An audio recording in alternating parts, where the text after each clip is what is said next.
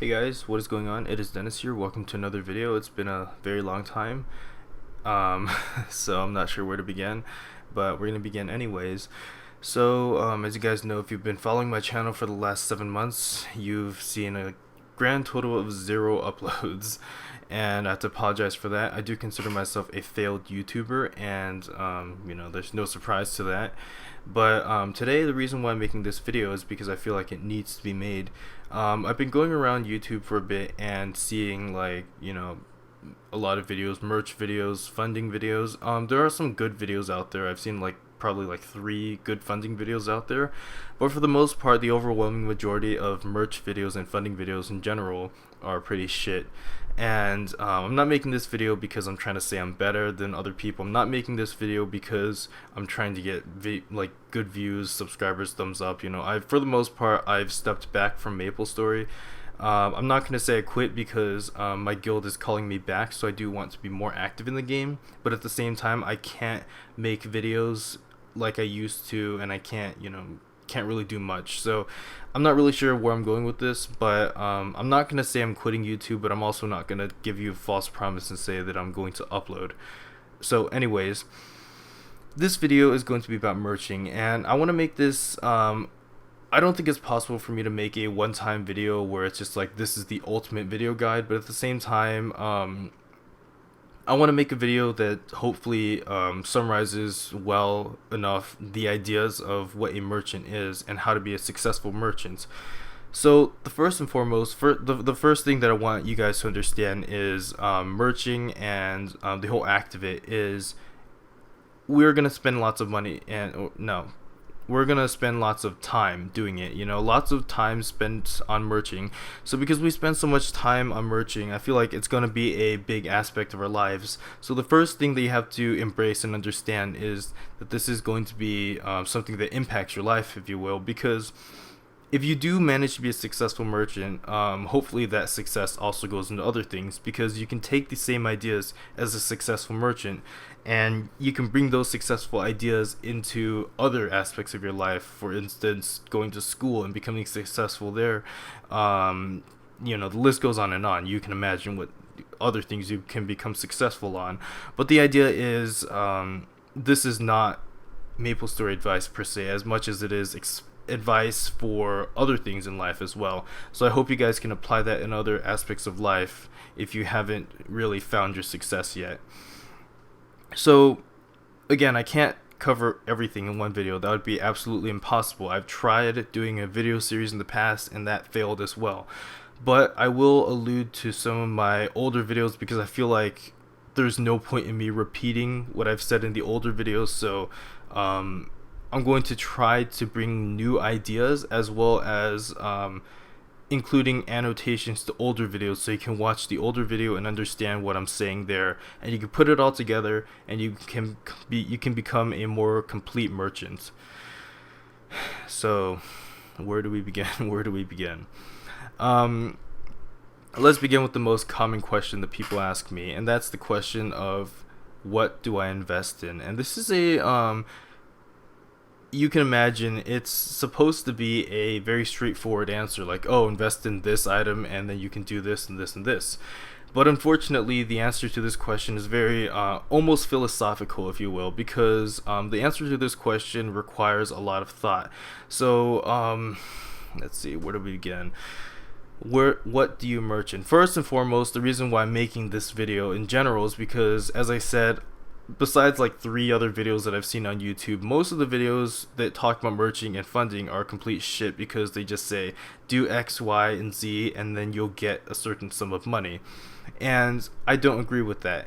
And the reason why I don't agree with that is because it doesn't incite any sort of thought. You don't think about it, you don't do anything except follow instructions brainlessly, and you get a product. It spits a product back at you. That's no better than begging for money. It's no better than spending money in this game. And I feel the need to reiterate or to introduce this idea because spending money in the game, I don't have a problem with people spending money in the game. Personally, I've spent $0 in this game, but I do understand when people spend money on the game. All power to you. With all due respect, I don't do it because I feel like it's not the best way to go. Not because it's a waste of money. If you like spending money in your hobby, by all means. What I'm trying to say is the first thing what we're talking about still is we're talking about what's the first thing that you invest in. This whole entire answer is trying to answer that because it's more of a philosophical thing. So I'll straight off the bat say the first thing that you invest in is you invest in yourself. There's no such thing as investing in this item, because that would be just saying invest in this item and you spit out a product. The reason why I disagree with people spending money in the game, and the reason why I disagree with people following brainless instructions and getting money or begging people for money, is because it doesn't incite thought. You don't think about it, and that is not investing in yourself. The first investment that a merchant needs is an investment on yourself, because if you don't invest in yourself, you don't know what you're doing. Too often I see people that they do something like Marvel Machine, they do cubing or whatever they do, and they hit the jackpot. Congratulations, you hit the jackpot, but you still don't know what the fuck you're doing. You have 10 billion mesos now, you have a Ryu'd sword, which is, I don't know how much it is, it's a fuckload of money. You have a lot of money on you, but you don't know what the fuck you're doing. As opposed to you looking at somebody who's invested in themselves, they may have like a couple billion mesos, but their net worth is still more than you, because net worth doesn't necessarily mean what they have, because of course you with the Ryu'd sword would definitely beat the wealth of someone with 3 billion mesos. But in terms of net worth, if you consider their mind as well, because they've invested in their mind, they've invested in their foundation, they have a better net worth than you, because in the future, as more time passes, they're going to be able to climb higher and higher and higher, and they'll eventually exceed your wealth and keep on climbing higher. And that's important. So the first investment that you need is an investment on yourself. So it may be a long-winded answer, it may be some dumb philosophical thing that you hear from me, but I feel like this is one of the more important things to mention. And that is, once again, why I feel like these spending money in the game, begging people for money, or following some dumb set of instructions to get some money, I don't agree with that, because that's not how you become a merchant. That's how you get some sum of money. But the saying that I like to follow is, instead of giving somebody a fish, you teach them how to fish, because if you teach them, they can keep doing it themselves and they can grow themselves. And that all goes back to investing in your own foundation, investing in yourself. So that's important as a merchant. So how do you do this? Well, if you're somebody who did hit the jackpot and you're really lucky, you have a lot of money already, put it all away. Everything, put it all away. I want everybody that's watching this video who wants to learn to be a merchant to start on an equal ground. It doesn't matter if you don't know shit. It doesn't matter if you already have some knowledge of the market.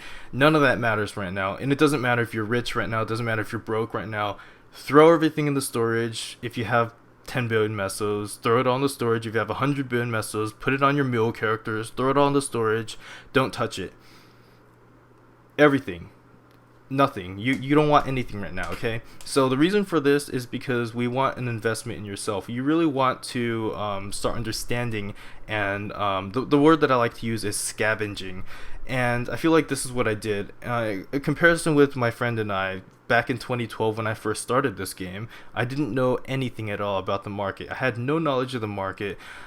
I had nothing. I had $0 to my name. I had 0 friends besides that one friend. And we had nothing, But my friend and I, we did 2 different things. He did YouTube videos. He started watching videos and started just following these guides on making money. And within 2 weeks' time, he ended up with 3 billion mesos. Whereas me, I did a little bit differently, and I scavenged for my money. And I used my brain, and I started thinking about ways to make money. And it was tough. It was very tough. But the reason why I found myself to be more successful is because he was brainlessly watching videos and he didn't think for himself. Whereas I was thinking for myself and formulating theories, and I did a lot of theory crafting, and I feel like that's important as a merchant, to come up with theories. And some of the theories are good, some of them are bad, but the fact of the matter is, it's not about failure, it's about thinking, it's about making the theory that counts. So even if you make all these shit theories, the fact is you made the theory, and that's thinking, and that's the whole point of this. So 2 weeks time, I had 200 million mesos. He had 3 bill, so his net worth was like 6 times, or no, that how to math. I don't know, whatever, fuck it. His net worth was much higher than mine. So that was actually, he's 15 times higher, but hey, whatever. I don't know how to math. So you may think that he has more than me, and in that literal sense, he did have more than me that time when we just started playing the game for 2 weeks. But the fact is, I did feel like my net worth was higher than his, because if you count the amount of theories that I had in my head, I was much higher than he was. And this really showed itself as the months passed, because as the months passed, within 6 months, I was able to turn my 200 million mesos into 100 bill. And that's really that's really just what kicked it off for me. I got 100 billion mesos in 6 months, and he was still there with like doing the same things that he learned in the beginning, because he didn't think for himself, and he didn't understand why he was falling behind so far. And the reason why is because he didn't invest in himself. So that story actually took a little too long, but the point is, throw everything you have in storage. I want you to start with nothing. And back with what I did, back in the day, I did crafting in our dent mill, and obviously that's not something that's viable now. You know, I did half earrings, I did intermediate item crystals. I did a lot of that, actually. I did a lot of that in terms of going around in the free market and saying I'm buying them for 55k, and then I went around and I sold them for 60k. And you may think to yourself, 5k per intermediate crystal is nothing, and it really is nothing. But even if I'm not making money technically, I am technically still making money, because I'm investing in myself, I'm learning, and eventually I took these ideas to the next level. And 6 months down the road, I'm buying an item for 15 bill and I'm selling it for 20 bill. So it all comes from the beginning. It all comes from a strong foundation. And that's the important thing with the first item to invest in. So, or the first thing to invest in, which is yourself. So put everything you have in storage, and whatever you can, always think of the word scavenging. That's what you're doing right now. You're scavenging. Whatever you do, scavenge. Of course, do this in a legitimate way. Don't steal from people. Don't spend money on the game. And don't beg for money. Scavenge. Find a way to somehow solve your problems. This is important because, with all due respect, once again, when I say someone is spending money in the game, I do consider it almost running away, in the aspect where you're not solving your problems. You're simply pushing external resources. A scammer is someone who runs away. A person who begs for money is someone who runs away. A person who spends money in the game is someone who runs away. With all due respect, I'm not trying to actually talk bad about people who spend money. I'm trying to push an idea forward that's saying that if you want to be a merchant, you can't push external resources. You have to find a way to solve your own problems. So problem solving is key as a merchant. So what can you do nowadays as scavenging? Well, I haven't logged on in 7 months, but what I can think of off the top of my head is Gullux. Gullux scrolls will sell for money. If you're doing superior pendants or whatever, you can buy a superior ring or a superior pendant. God damn it, superior rings, for instance. You can sell those for money, so that's one thing that you can do. But the fact is, you're trying to scavenge and you're trying to make your way up. So don't rely on just Gullux, because that, once again, would be just mindlessly following my instructions. But try to come up with other ways to make money. Try to come up with other aspects. Don't just do Gullux and selling boss drops and selling cube services or whatever. Try to go for other things. I think the best thing that comes to mind for me is events. And that's something that I neglected for a long time, is events. And what are events? Well, I'll talk about this later on in the video in terms of pricing and how items are priced and how events come into all of that. But for now, events. I want to talk about a little bit about events. What events allow you to do is they come up, they give you a way to do something that's gonna be there for like a month, and then it'll disappear. So because of that, you can actually spend your time doing an event and getting some reward. I don't know what you would get, like clean slates. You may be able to get some coins, and you can sell those coin services to your guilds. and all that kind of stuff. But the fact is, do something. Try to think outside of the box and try to come up with a way to make money from scratch, and so just a quick story for you guys. Back in 2013, I had a partner, and this will be a story that details not only networking but also innovation. And unfortunately, you can't do this anymore because well, it's no longer done. First of all, the stats on these items are no longer wanted because back in 2013, cubing was like still kind of new, but nowadays this is completely different and it's no longer viable. So back in 2013, what we did is we formed a network, a team of 2 of us, and a network of a couple people who did Aswan, as well as networking with a whole bunch of people that did Gachapon, and we were able to basically fuse and anvil branch noses with level 10 branch noses from Gachapon, because that's when they were released. So we were able to fuse level 10 branch noses with rat mouths, with smiling masks, with crying masks, and we were able to sell those as a final product. Just to put it to perspective, the rat mouths back then cost around 800 mil for a clean one, a legitimate rat mouth, and we were able to sell our fusioned rat mouths for like 400 mil to 800 mil, some even up to 1.2 bill, just based off of how successful we were on scrolling the certain rat mouth. So what we did is we were first of all we also added a nebulite to it. So basically just to explain it to you guys, we'll give this as an example.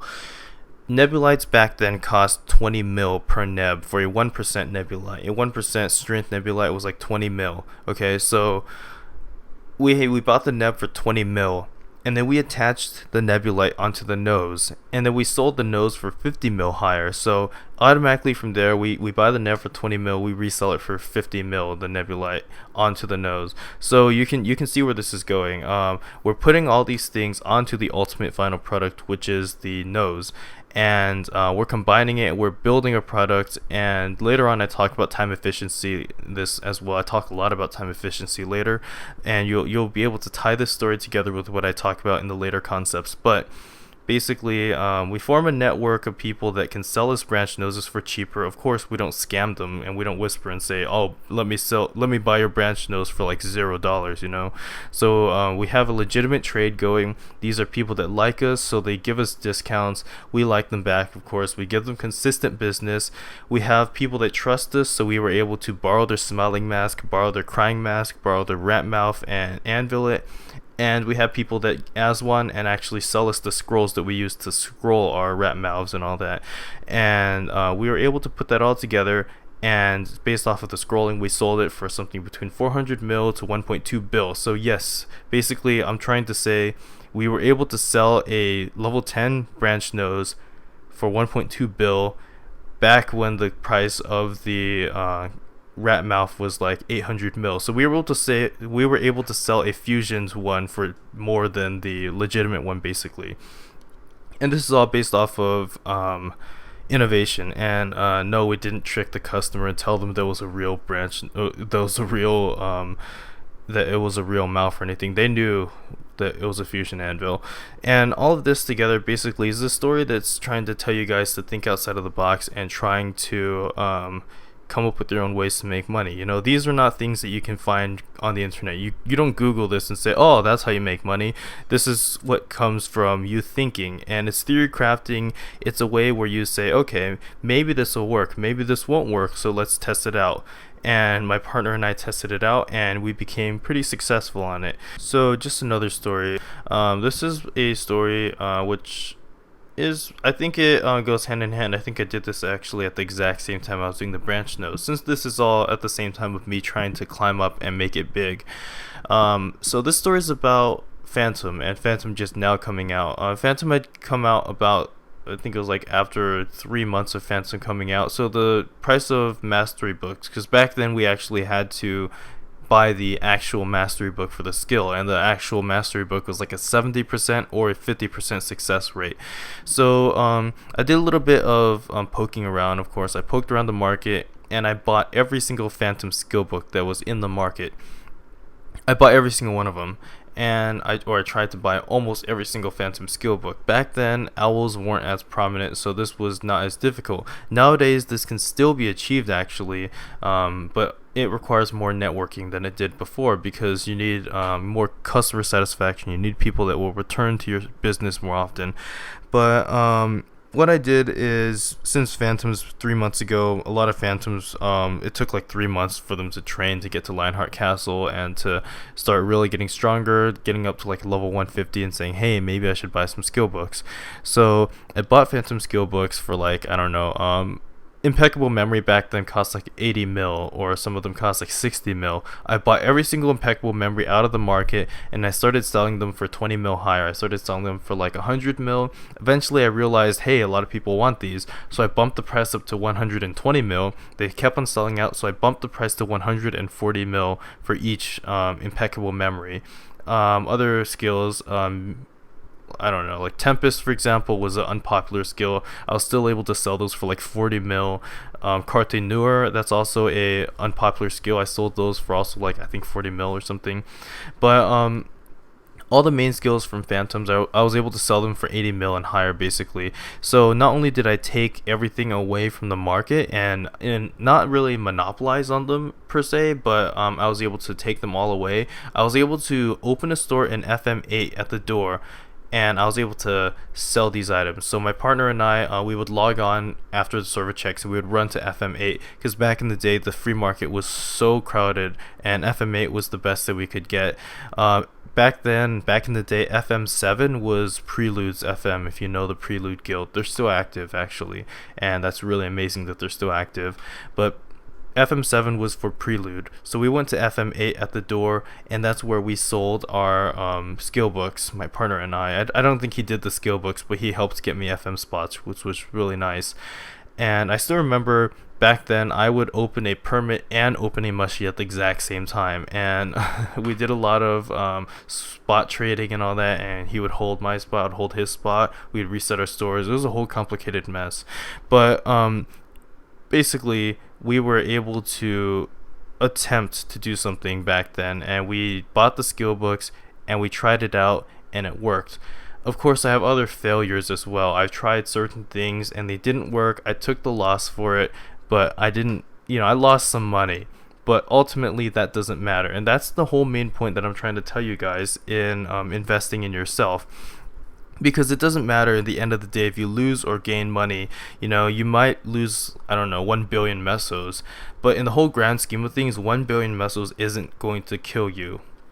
So it's all about not being afraid to fail and actually going out and trying it. If the risk is like you're gonna lose, I don't know, you're gonna lose like $1,000, obviously don't do it. But if you're gonna lose like 1 billion mesos, which is, I don't know, like $10 or something, try it out, try to experiment, try to reach forward. You might become successful. Sometimes you might drop the ball and you might lose the money, but ultimately you're investing in yourself and you're making money. Back in my first merch video, actually, I didn't explain this well enough. I'll annotation to that right now. So this merch video, I say this multiple times. I keep saying fuck the money, forget about the money, forget about the money, forget about the money. And I didn't really explain it well enough. I didn't feel like I explained it well enough. Basically, what I'm trying to say is a lot of merchants, they fail because they want money. And it's good that you want money, but they come into this merch game, they say, I want money, I want the money now. And that's the problem. They're not investing in themselves and they want the money now. If you need to see gains in your monetary amount to verify that you're doing well, that might not be the best thing to do. Seeing gains in your money is good, but it's not a way to indicate if you're improving or not, because even if you're losing money, you might still be gaining in your head, and you might still be learning from your experiences, and that's more important than just earning money. Because no offense to anybody, but right now this is small money that we're talking here. We're talking about trying to sell a Phantom skill book for 80 mil or 120 mil. You might lose like 60 mil. If this plan doesn't work out, I'll resell the Phantom skill book for 40 mil. I might lose some money from tax. I might waste some of my time, but ultimately I still gain experience, and that's what I'm trying to say here. Fuck the money. Forget about the money. Again, annotation to that video here. It's a very long-winded video, of course. But fuck the money, forget about the money, learn what you have to learn, build a foundation, invest in yourself as a merchant, and that's how you're going to become successful.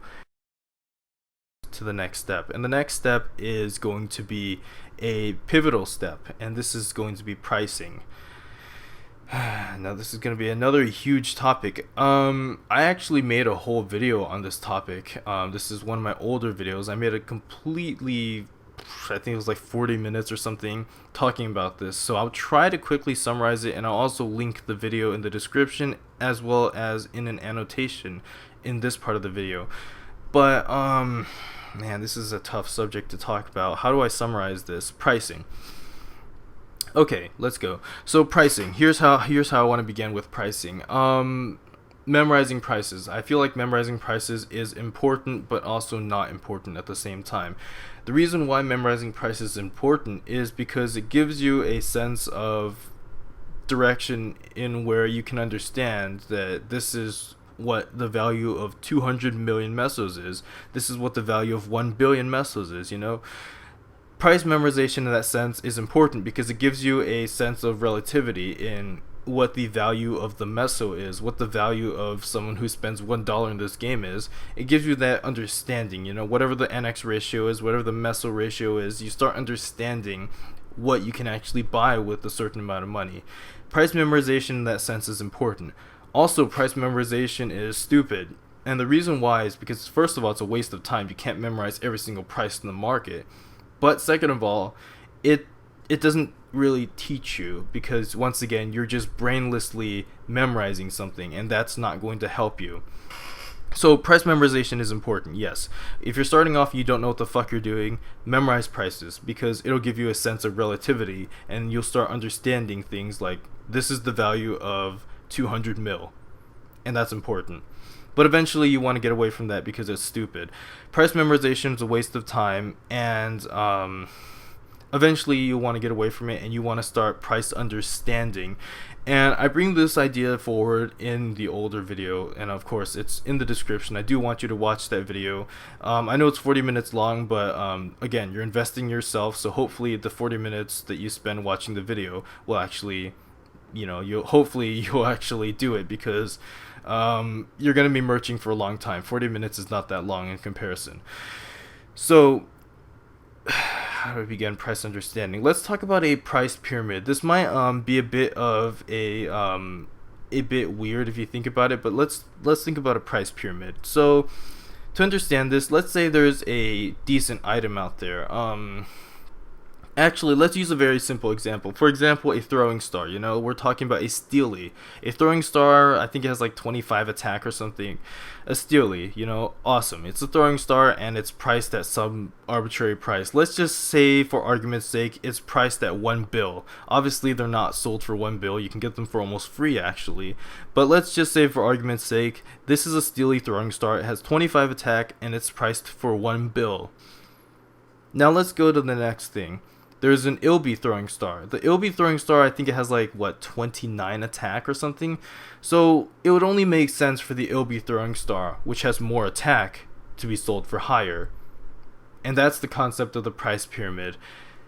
The price pyramid is something where you can understand relatively. First of all, you have to understand the value of the meso, the value of 200 million mesos, the value of 1 billion mesos, what can it buy? And then you take that a step further and you start pricing them in a pyramid, saying, okay, this item is more rare than this item, therefore this item will cost more than this item. And that's the first understanding. That's the first thing to understand, is that a certain item will cost more than another item based off of rarity, based off of how hard it is to get, based off of how much time you spend making it, based off of how much luck you need to obtain it, and the availability in the market. A lot of those concepts that is where you start understanding. And once again, by investing yourself in merching, you'll start understanding these things. It's all an extension with each other. So let's back it up a little bit. How do we begin with this? I basically just threw down a whole bunch of stuff. How do you begin? You begin by price memorization, and the specific items that I want you to memorize are going to be, the lighting is changing. It's actually getting darker in this room. But anyways, the specific items that I want you to memorize will be items that are not chairs. You don't want to memorize chairs. Okay, chairs is the first thing. Don't memorize chairs. Don't memorize permanent NX. Those are huge. Do not memorize permanent NX. Do not memorize basically don't memorize godly items either. Godly items are stuff that's worth more than 10 billion mesos.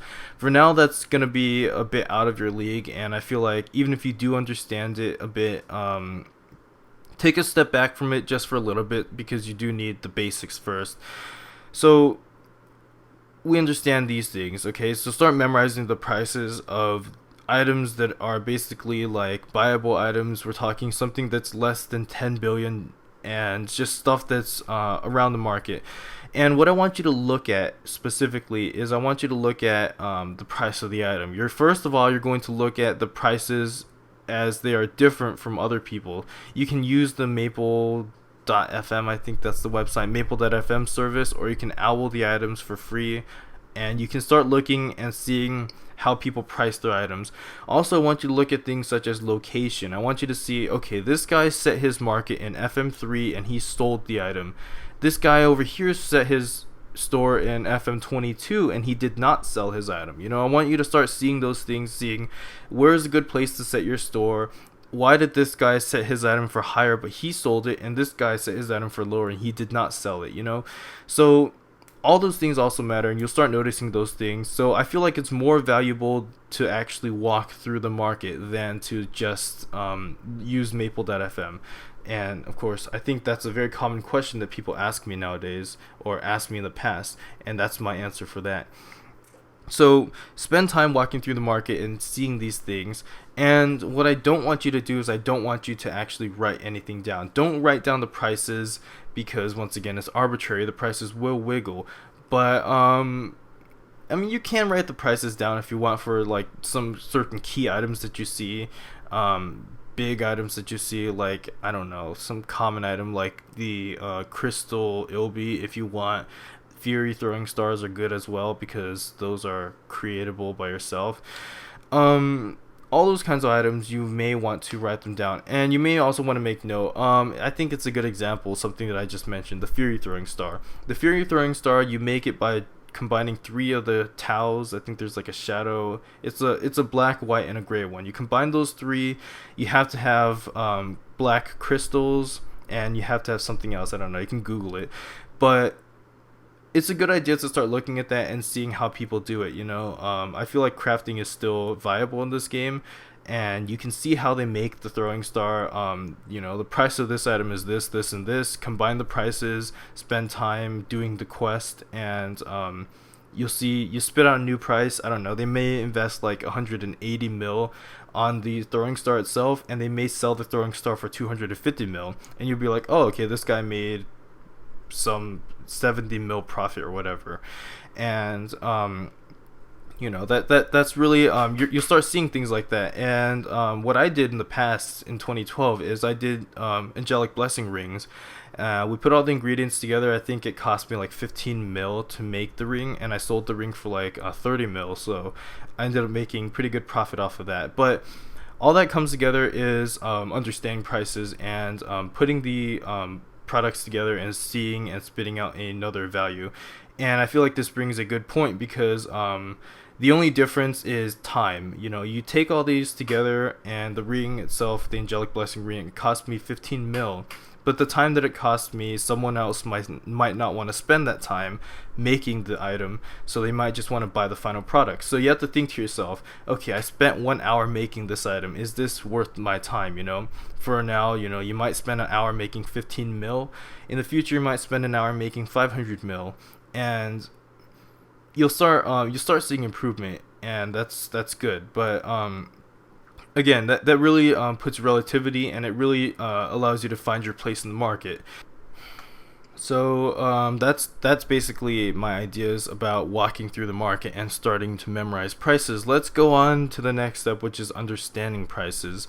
Earlier I told you about avoiding items such as items that are worth more than 10 bill, and the reason why is because in order to price check that item, you can't just memorize like, oh, I memorized that this item is exactly 15 bill, because you're not going to see the same items with the same potential lines. Like this one might be 20% boss, 30% PDR, 9% attack, and then another item will have like some other potential lines, and you wonder to yourself, why is this item more valuable than this item?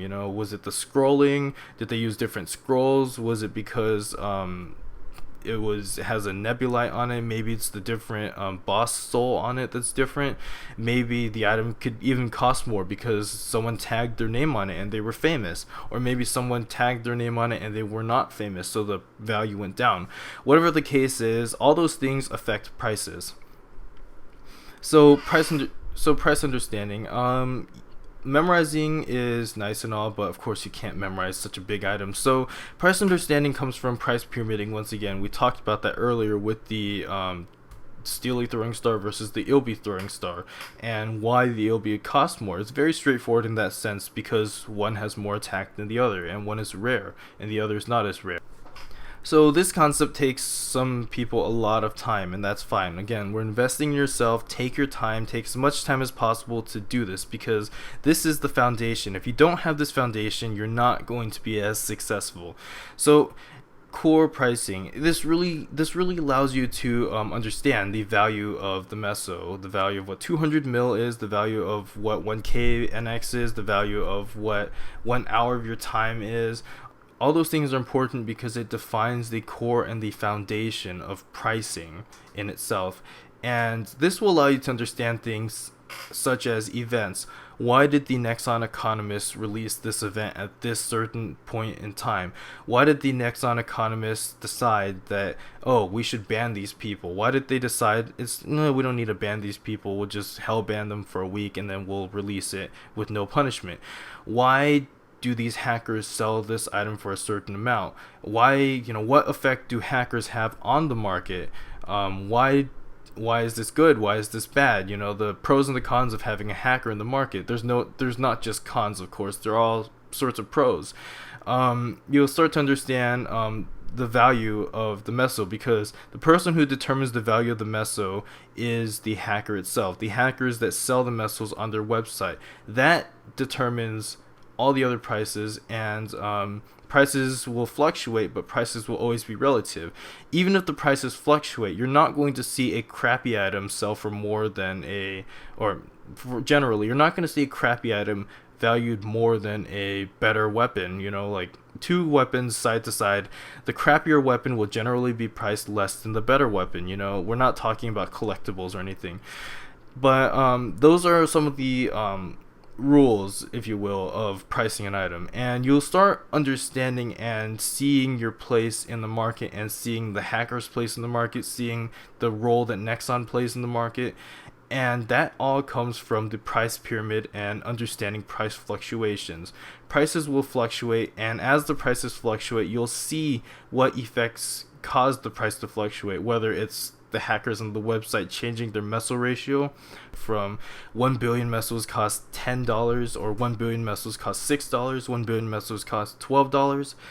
That directly changes everything. But once again, the crappy item will always be less than the more expensive item generally.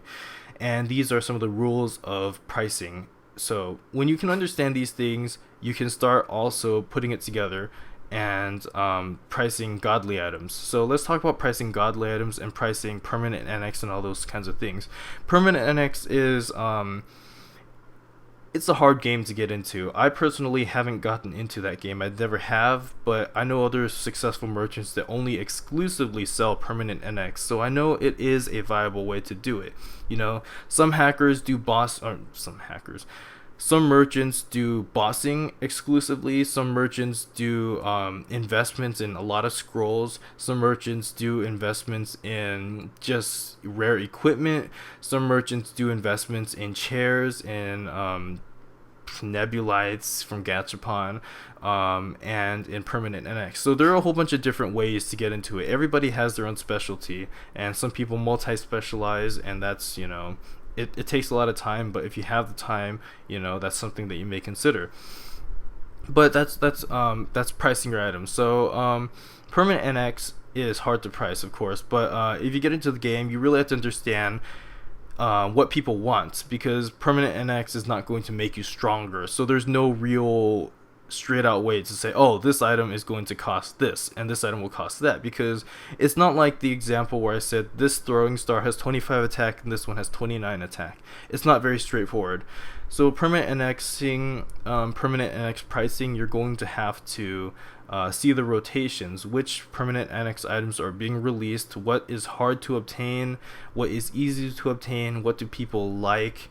And that once again comes from walking around the market, seeing the patterns, seeing what items sell more often than others, and putting that, you can really quantify it, and you can say, okay, this NX item costs more than this one simply because I've seen it in the past sell for more, I've seen it's rare, all those kinds of things. And permanent NXing really comes from experience. So it takes a bit of time, but if you want to get into it, that's it's definitely a viable way to make money. Now back to godly item pricing. Godly pricing is something, it's hard to do, but I feel like if you have the experience in creating an item, you really start understanding why the item is priced at 15 bill or whatever, and why you can justify selling it at 20 bill. So, creating an item. We're talking about the nebulite. Nebulite prices, of course, fluctuate. A lot of hackers do nebulites, so it's sometimes the prices are really high because there are no nebulites in the market. Other times, the nebulites might flood the market, and you might get a lot of nebulites, so the price may go down. And of course, nebulite prices are, they could be like 2 bill for each nebulite. So if we're talking about an item that's worth 15 bill, you can say, okay, I'm gonna sell this item for 17 bill, just based off of the nebulite. So the nebulite pricing, it can have a pretty big effect. 2 bill is a good chunk of money, of course. So you have to consider nebulites, you have to consider the cubing, the bonus cubing as well. And of course, if you've never cubed in your life, you can go ahead and check out other people's cubing videos, and you can start understanding, okay, cubing is hard, what does it cost to make the item go and tier up, what does it cost to get good lines. Bonus cubing, it's even harder to do that. Scrolling, you have to understand how the item was scrolled and how the item was enhanced. Google up some tables to see, so you can backtrack and see, okay, this item was prime scrolled, this item was 15% spell traced, this item was 30% spell traced.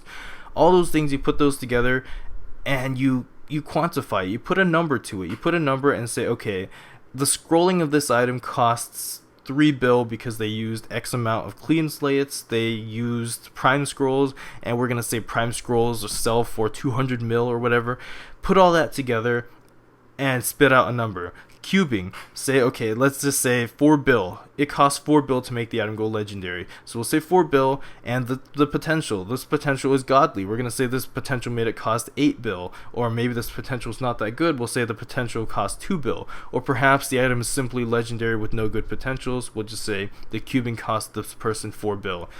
Quantify it, put a number on it, and that's how you price a godly item. The nebulite, the boss soul, if it's a magnificent Magnus soul, I don't know, whatever that costs, 5 bill.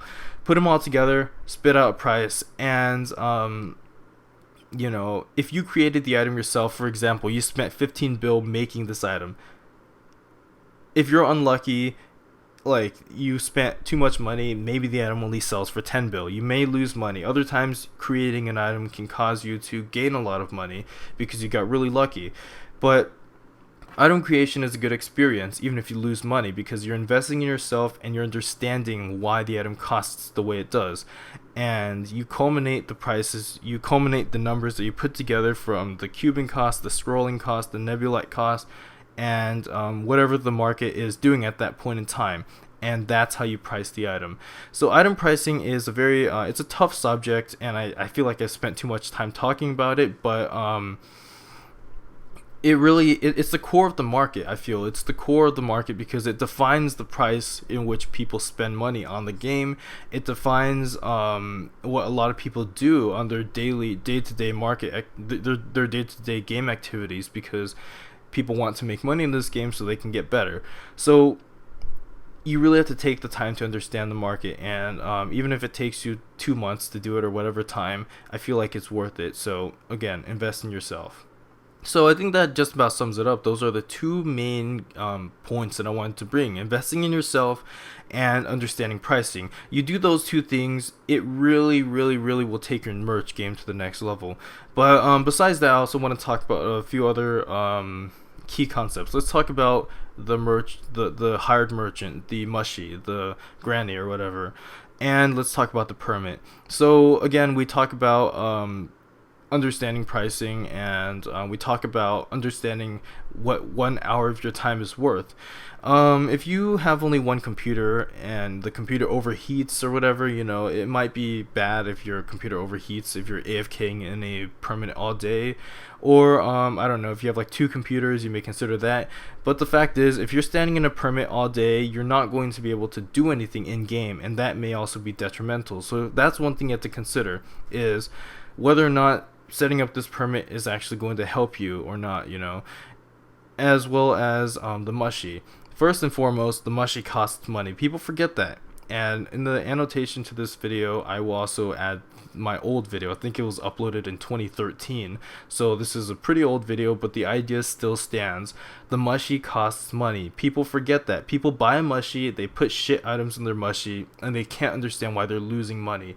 The reason why they're losing money is because they lost money from the mushy. The mushy costs money. The other aspect is to take it a step further. Not only does the mushy cost money, but the items which you put in the mushy also cost money.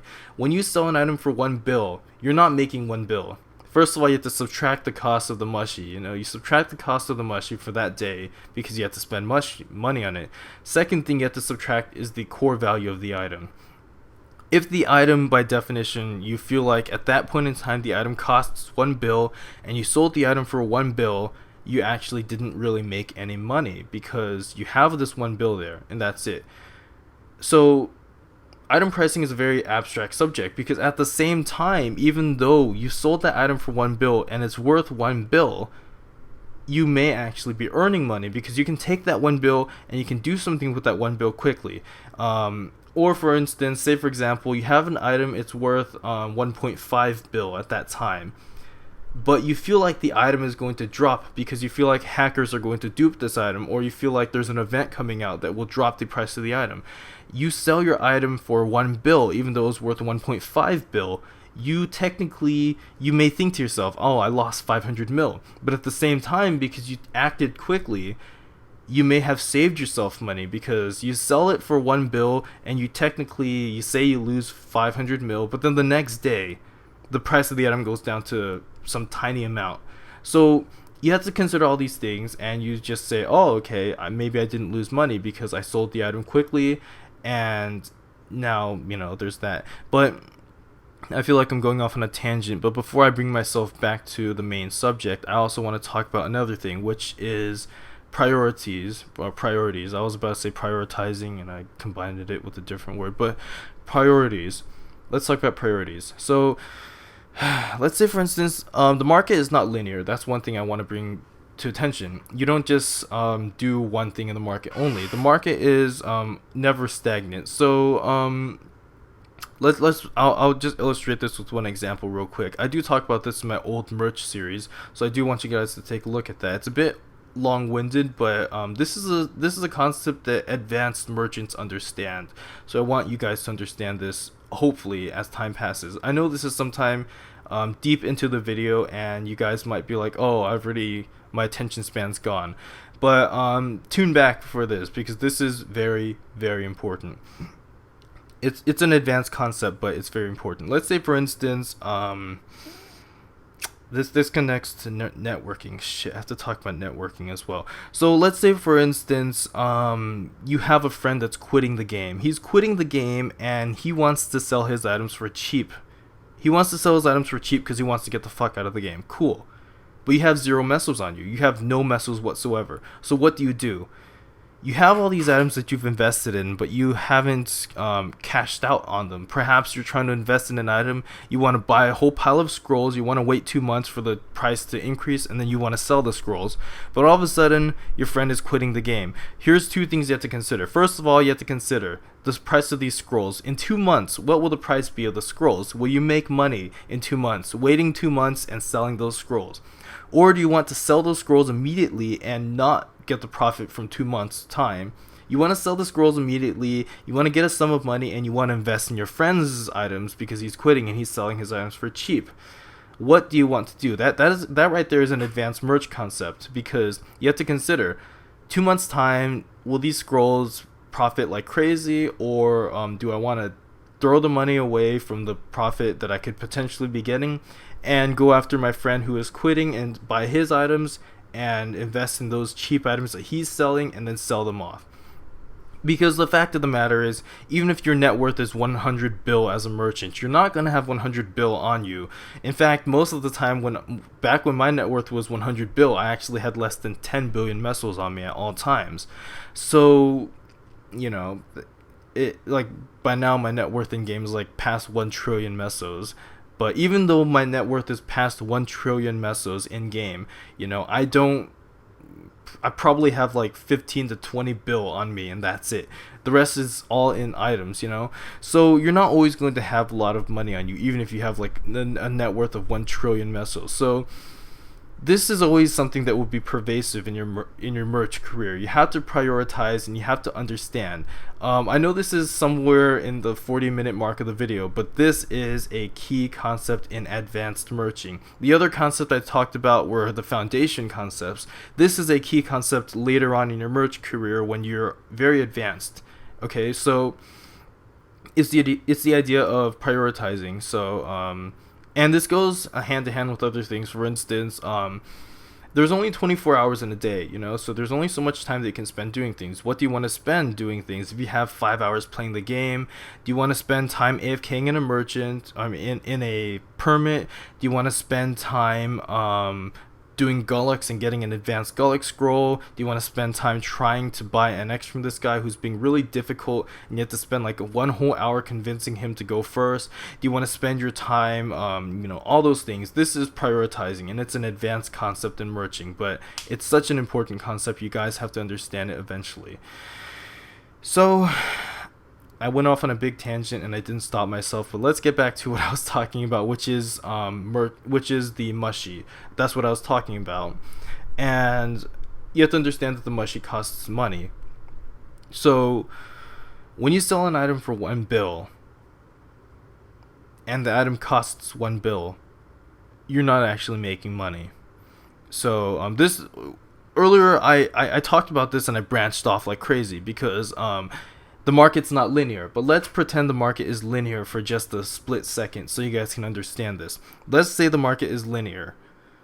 So you have an item that's worth 1 bill. You sell it for 1 bill. You didn't really make money. Another example, let's say the item is worth 800 mil. You sold it for 1 bill. Did you profit 200 mil? It's hard to decide this because you spent time on this item, first of all. You spent time. But at the same time, you also have this mushy that you invested on it. So you have to make that argument. You have to think to yourself, how much profit did I really make? It's not just a straight off, I made 200 mil. And this is why you can't have spreadsheets and just say like, this is how much money I made. Okay, so oftentimes as merchants, you have all these items that you've invested in, and maybe you've spent 2 weeks trying to sell this one certain item. You have like 16 spaces in your mushy. All your other items are selling, but you have this one item that you've been selling for 2 months. You know, what do you do with that item? And the item costs 5 bill. So you have to think to yourself, prioritization. This item is here in your store. Do you want to sell this item for quick money? Do you want to just drop the price to 4 bill instead of 5 bill? Do you want to take the loss? And you want to take that 4 bill that you got, you want to put it on something else, and do you want to take the loss on this because you put it on something else and you actually technically don't take the loss because you take this 4 bill and you turn it into 6 bill? You know, this item might be stagnant for only 5 bill. You have to consider all those things, and it's a very advanced concept, but it's a concept that you get to understand when you start realizing the market is not linear.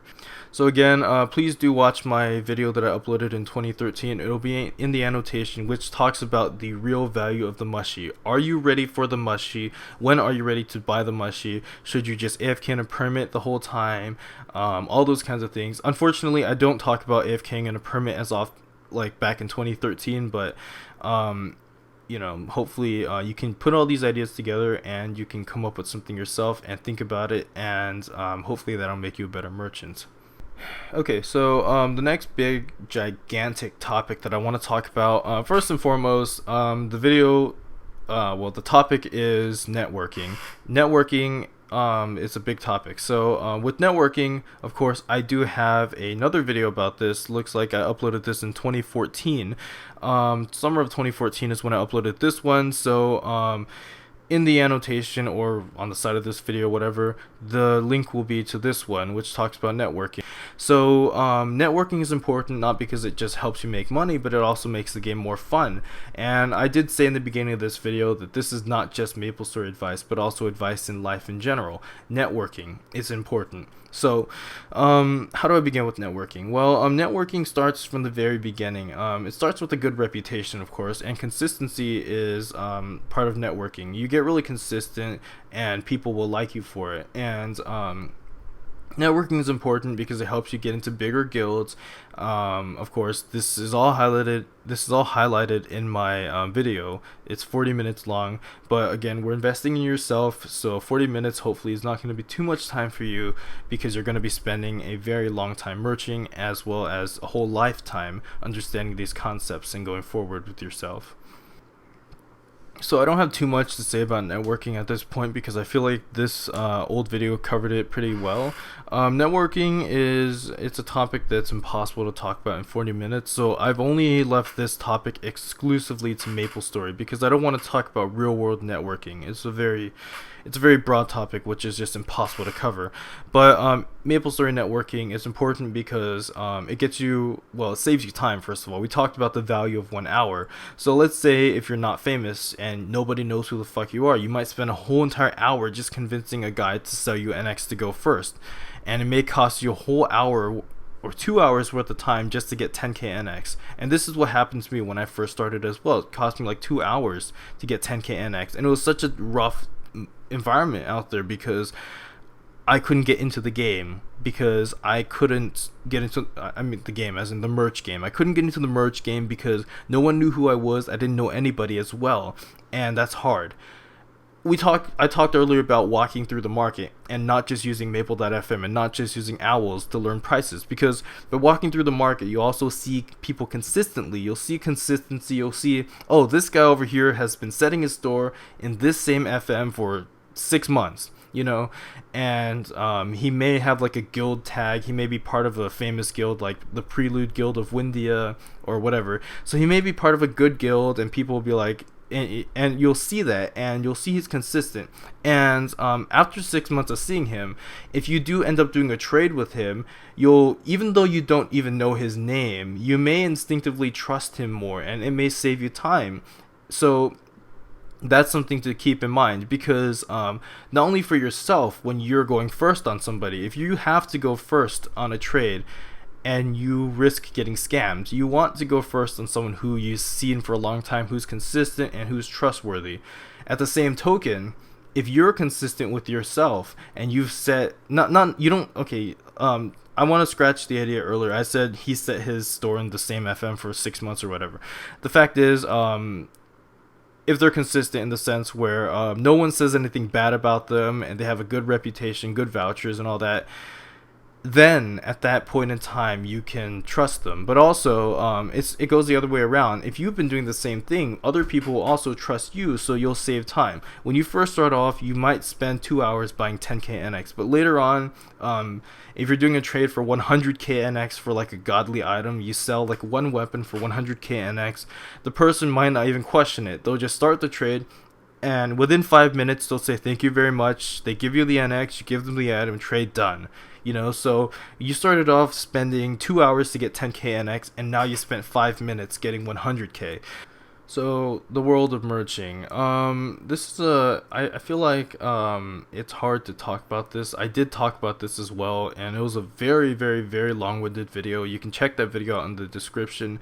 Not too necessary to watch this video if you don't want to watch it, but go ahead and watch it if you want. I did spend quite a bit of time making this video, quite a bit of time contemplating and editing the video and changing what I wanted to say. But basically, it's about the world of networking and the world of merching in itself and what merching actually is. And you have to understand, earlier I was talking about innovation. I was talking about not just following somebody brainlessly and actually using your mind and thinking.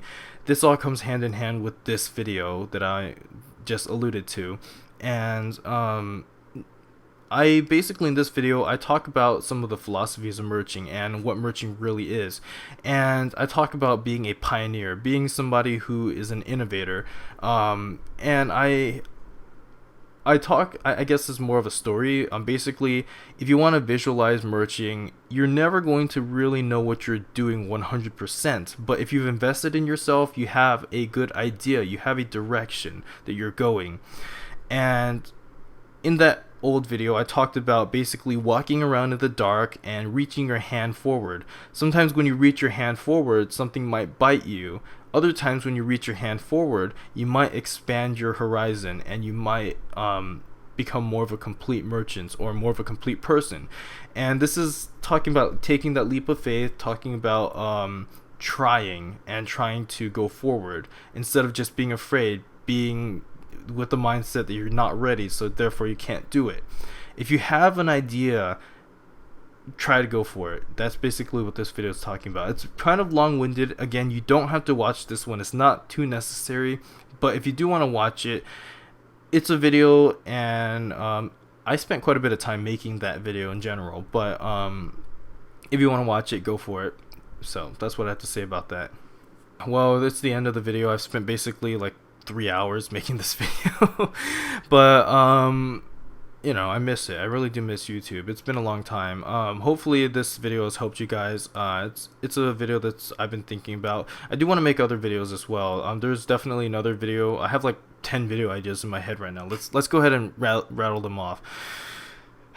Okay, a video about, what about a video series about interviewing some of the top players in the game? Maybe the top merchants, maybe the highest level players in the game, maybe successful guild leaders, maybe the most popular henny ho or whatever. We talk about that. We talk about interviewing them, asking them questions about that aspect of what they do. I feel like that could be a good video idea. If you're a video maker, you can go ahead and take that idea and make it into your own if you want. Let's rattle off another idea. Let's talk about come on, think of a video idea. I could talk about how Maplestory has affected my life, actually, and it's definitely had a very positive impact on my life. I could talk about that. It'll be a very personal video. So, let's see, another video idea. We can talk about the hacker problem in Maplestory and how to solve the hacker problem. I have an idea about outsourcing hackers with a new interface. We can talk about I don't know if the Maple Leaf Council is still active or not, or what the fuck they're doing, but we can talk about ways to revise the Maple Leaf Council. I've never agreed with certain aspects of it, but I feel like it's a great concept, so we can talk about something like that. So basically, I have a whole bunch of video ideas. I wish I could make more videos, and I'm always thinking of new video ideas, even if I'm not trying to think about them. But, I had to make sacrifices. I came to pharmacy school, and I miss you guys. I miss making videos for you guys, and I miss playing Maplestory. It was kind of weird, actually, the transition between. Oh, by the way, the merch video's over. If you want to leave because the merch guide is over, you can leave. But I'm just rambling a little bit. The transition between pharmacy school to Maplestory, or Maplestory to pharmacy school, it was strangely easy. I used to play Maplestory like 12 hours a day, and then all of a sudden I get into pharmacy school. I play 0 hours a day, and the transition was actually surprisingly easy. I didn't actually think it was, I didn't think it was going to be that easy, but I easily was able to just say, okay, no more Maplestory, let's do this. So that's a bit weird, but yeah. I'm not gonna say, once again, I said in the beginning, I'm not going to not upload any more videos. I do feel like every now and then I want to have, I can't even promise one video a month at this point because I'm that busy. But maybe during summer break, we'll get some videos out for you guys. I did try for an internship for pharmacy as a pharmacy intern, so I tried that out. I did the interviews, so, I don't know, maybe I could even make a video talking about how to be more successful in job interviews. A whole bunch of ideas like that, but basically, life's been good for me. I've been having a lot of fun with my pharmacy fraternity and with pharmacy school in general. I've been having a lot more success than I did earlier, and that's that. But a video idea that I can't let go of is the video of me talking about, or not, I haven't made it yet, but it's a video idea about me talking about how Maplestory has affected my life positively. I feel like it's a video that I really want to make, so I don't know when it'll come out, but you can expect it on my channel sometime within the next, I don't want to say the next year, but sometime within the next whatever, I will want to make that video. So am I quitting YouTube? No. Am I quitting Maplestory? No. It's just another chapter in my life. It's pharmacy school, but yeah. Thank you guys so much for watching this video. I really did enjoy making another video for you guys. I hope this video helps you guys somehow. With all the annotations that I put forward, I think it's like at least 3 hours worth of video content for you guys. Just realize, me making 3 hours worth of video content, that's me investing over 20 hours into the whole entire product itself. So if you think that watching a 40-minute video is too much for you guys, fine. That's all you don't have to watch it. But I do feel like I invested the time into it. I feel like this is the way to go in terms of how I became a successful merchant. So hopefully you guys will take that and it'll help you become more successful as well. You don't have to subscribe if you don't want to. You don't have to like the video. I do consider myself, once again, a failure of a YouTuber. I don't really communicate with my audience as much as I'd like. But that's that. It's not like something that makes me unhappy or anything. It's just another aspect of life. But yeah, expect a video sometime in the next several months, whenever I feel like making it, or rather when I have time to make it. And yeah, that's basically it. So thank you guys so much for watching. Thank you guys for sticking around, and for whoever actually watched the video all the way to the end, thank you for watching it to the end. I will see you guys later. Good luck with merching.